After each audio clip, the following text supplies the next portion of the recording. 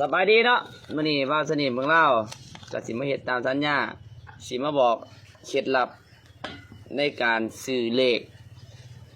ไผอยากถือเลขเนาะไผอยากถือเลขถือทุกงวดถือทุกวิกเนาะอันนี้ว่าสนิทเมืองเล่าถือแต่บ่เคยโพสต์บินลงเหตุผลที่1บ่เขาสิว่าอวดว่าโชว์เนาะเหตุผลที่2ญาติหมู่มาขอกินเบียร์เหตุผลที่3จังหน่อยพี่น้องก็สิมาหาบ่มีเวลานอนเว้นเนาะอันนี้ถือทุกงวดเนาะผู้ใดอยากเฮ็ดเบิ่งคลิปนี้จบตามมาเนาะสำหรับงวดนี้วันที่เท่าใดก็วันที่25เดือนที่10ปี2023เนาะมื้อนี้เป็นวันพุธเนาะบ่าวเสน่ห์เมืองลาวจะมาเขียนให้เลยเนาะเลขมือนี้เลขลาวเด้อเนาะ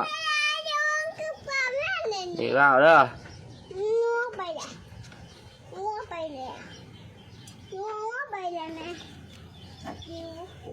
เลขแล้วเนาะบอสนี่จะซื้อหู้เดียวเลยเนาะ200,000สำหรับมื้อนี้หู้เดียวถือชั่วแน่นอนเงินเอาให้เบิ่งเลยเนาะเงินแต่ว่าจะซื้อแต่200,000เนาะเบิ่งหาใบใหม่ๆก่อนเงินนี่ต้องเอาใบใหม่ๆนี่ก็เป็นส่วนที่ไปซื้อเลขนี่มีโอกาสถือได้สูงเนาะมันจะมีเคล็ดลับอยู่อันนี้ก็มีส่วนเด้อเอาตามความเชื่อเนาะสำหรับผู้ที่เชื่อเอาซะจะซื้องวดนี้นี่200,000เนาะซื้อผู้เดียวเนาะสำหรับงวดนี้เลขที่ออกเด้อวันที่25เดือนที่10ปี2023เลขที่ออกมื้อนี้วันพุธเด้อเนาะ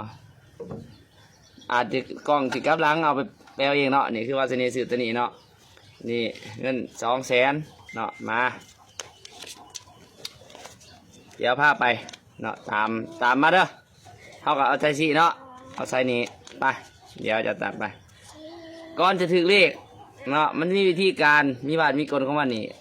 เอาแนบเขาทีเด้อแล้วก็ม้วนเข้าไปก่อนเขาจะไปเดี๋ยวมันจะมีทองบริกรรมคาถาอยู่นะเนาะมันจะมีบริกรรมคาถามันบาชนีเฮ็ดถือทุกงวดอันนี้เราอีดีบริคีโมบริคีคุยเนาะแต่ว่าบริลงโพสเนาะกระสั้นบ่ได้เฮ็ดเฮือนหลังบักใหญ่ปานนี้ดอกเนาะหลายคนบ่ทันเห็นเฮือนบ่สวัสดีก็มาเบิ่งเนาะว่าเฮือนหลังใหญ่ซำใดเนาะเงินถือเลขแน่แล้วก็เงินไปร้องไปร่ำแน่โอ้ยเดี๋ยวพับก่อน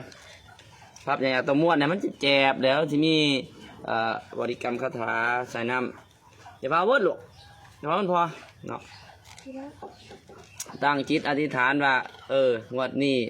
ขอให้มีโชคขอให้มีลาภเด้อเนาะสิปลดถูกปลดยังกับว่าไปแล้วก็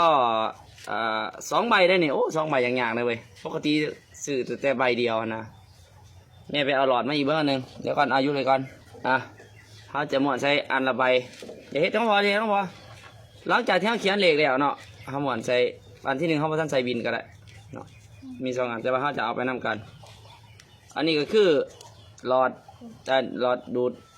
ชานมเย็นเนี่ยดูดน้ำปั้นนั่นแหละเนาะนี่ตัดแต่มันพอดีกับใบเงินเด้อเนาะตัดพอดี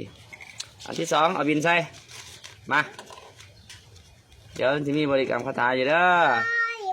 เบิ่งให้จบพี่น้องเนาะเบิ่งให้จบแล้วก็เอาไปเฮ็ดตามได้ผลแน่นอนปีที่แล้วนี่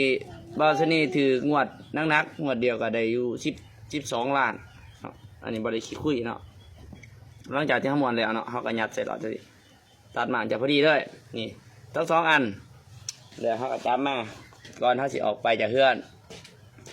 สาวเด้อวันนี้ผู้ขาขอเสียงโชคเสียงดวงแล้ววันนี้ขอให้โชคให้ลาภคือที่เคยมาแหละเงินไหลน้องทองไหลมาให้ค้ำให้คูณได้ต่อยอดได้วันนี้เด้อเนาะแล้วเขาก็เฮ็ดแบบนี้เนาะพอจะออกไปมานี่เปิดฟ้านี่ออกแต่ก็เด้อเงินไหลน้องทองไหลมาปึ๊บออกแน่นอนผู้ใดจืงว่าที่หายไปวันนึงนี่เนาะพูดแหละฝนตกฝ่าโล่งเดือน6เขาจังมาเบิ่งว่าเขาถือหรือบ่ถือแน่นอนทุกงวดบ่มีพลาดพี่น้อง นี่แหละวิธีการซื้อเลขของเราเสน่ห์เต็มนี่ว่ามันสิได้จัก100 ล้านเลย โอเคเนาะตามนั้นฝากติดตามเดี๋ยวไป